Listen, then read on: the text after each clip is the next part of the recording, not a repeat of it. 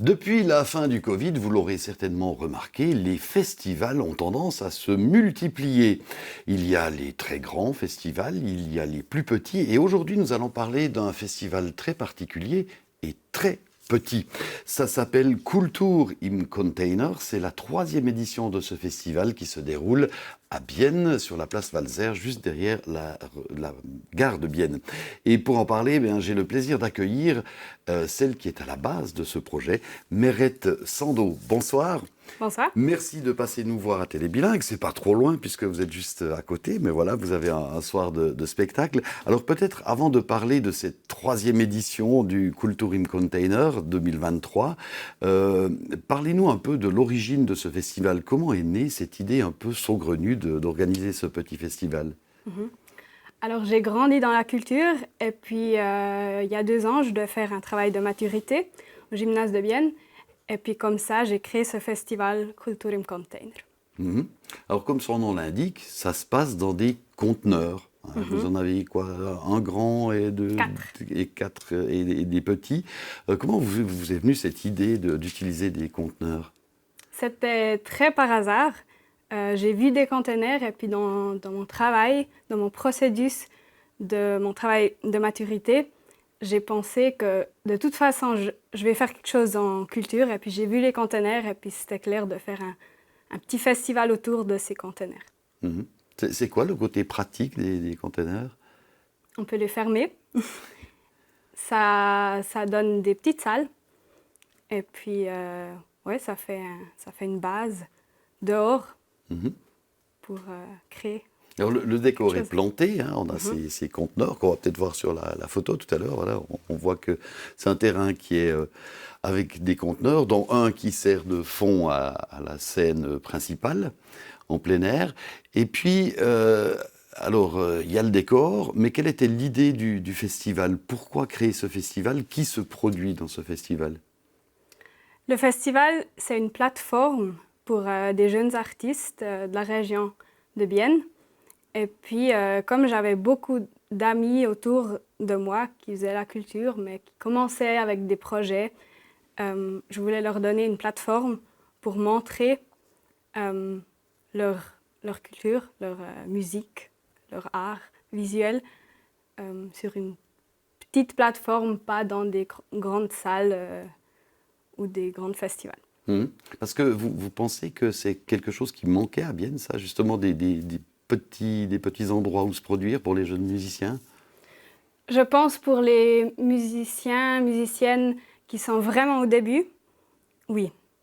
Après, il y a quand même des festivals comme par exemple le Podring ou aussi au Singe où des groupes un peu plus établis peuvent se produire. Mhm. Alors vous parliez, alors il y a le côté musique, et puis il y a le côté art plastique, parce que dans un des containers, en fait, c'est un lieu, un espace d'exposition. Alors quel genre d'artistes est-ce que vous accueillez là? Très différent. On avait des photographies, on a des dessins. C'est vraiment, on trouve un peu tout. Des Mhm. sculptures la semaine prochaine, on aura aussi. Mhm. Et quand vous faites la programmation, alors c'est plus vous directement qui vous occupez de la programmation du festival, mais est-ce que vous avez beaucoup de demandes? Est-ce que les jeunes artistes sont au courant de l'existence de ce festival? Alors jusqu'à maintenant, on demandait les gens. C'était voilà, c'était des amis et puis des amis des amis. Et puis cette année, c'était vraiment la première fois où on avait des demandes, des gens qui connaissaient déjà le festival et puis qui voulaient utiliser cette plateforme. Mhm. Est-ce que vous avez dû refuser du monde? Un groupe, oui, parce D'ac- on a vraiment un grand programme dans ces 3 semaines maintenant. D'accord. Alors, ouais, là, ça commence à devenir un peu du showbiz quand même, mais déjà dès le départ, pour organiser un tel festival, il faut quand même trouver les conteneurs, il faut les louer, il faut un peu de technique, enfin, ça coûte quelque chose. Comment est-ce que vous financez le festival? Je fais un fundraising Mhm. et puis on a un grand partenaire, Eclipse, pour la technique, qui nous aide beaucoup. Et puis on a une association voilà, qui tient aussi un peu tout le projet. Et puis, bien sûr, vous n'êtes pas la seule à travailler là. Est-ce que tous les gens qui travaillent dans cette association sont des bénévoles? Oui, c'est tout fait en bénévolat. Mhm. Et autre particularité, ben le festival est relativement gratuit. En tout cas, il n'y a pas besoin d'acheter de tickets. Donc, vous faites une collecte, un chapeau après chaque représentation. Est-ce que ça marche bien? Est-ce que les gens sont généreux? Ça dépend ce que tu es sur scène et puis ça dépend le temps, ça dépend au public. Mais oui, ça fonctionne souvent. Mhm. Et les artistes qui se produisent dans votre festival, est-ce qu'ils sont payés ou pas du tout? Oui, est-ce qu'ils reçoivent le chapeau? Alors, ils reçoivent directement le chapeau, Mhm. comme ça. De nous, ils reçoivent rien et puis nous, on n'a rien à voir avec la collecte au chapeau. Mhm. Alors, des jeunes musiciens, est-ce que vous avez une ligne de conduite par rapport au style ou bien est-ce qu'on peut entendre vraiment toutes sortes de choses différentes? C'est très différent. On a beaucoup de pop parce que c'est quand même un peu connu. Mais on a aussi des styles très spéciaux qui se produisent sur cette scène. Mhm. Oui. Alors, ça s'appelle Kultur im Container avec un K majuscule. On suppose que c'est plutôt alémanique, mais est-ce que vous êtes quand même bilingue dans votre programmation? Est-ce que vous avez aussi des artistes romans qui viennent se produire chez vous? On essaye. C'est pas très facile comme organisation très suisse-allemande. Cette année, on a eu une intéressée qui aimerait faire le programme en français chez nous pour l'année prochaine. Mais on n'avait qu'une soirée vraiment, vraiment en français. Et puis les autres, ils sont plus suisse-allemands. Mhm. Et alors là, on parle de musique, d'art visuel. Est-ce que vous avez d'autres choses aussi? Est-ce que vous avez des performances, de la danse, des choses comme ça? Ou bien ça pourrait être envisageable? On voulait avoir un groupe de danse, mais pour finir, ils ne pouvaient quand même pas. Mais on est ouvert à ça. Mhm. Et donc, il faut préciser que ce festival, bah, il y a déjà eu un week-end et il va encore durer pendant 2 week-ends. Ça, c'est aussi un choix plutôt que de tout regrouper. Vous faites ça sur 3 week-ends en espérant peut-être passer entre les gouttes. Peut-être que ce week-end ici, ça va être un peu plus difficile. Oui, c'est ça. Et puis après, il y a beaucoup d'autres manifestations en même temps. Mm.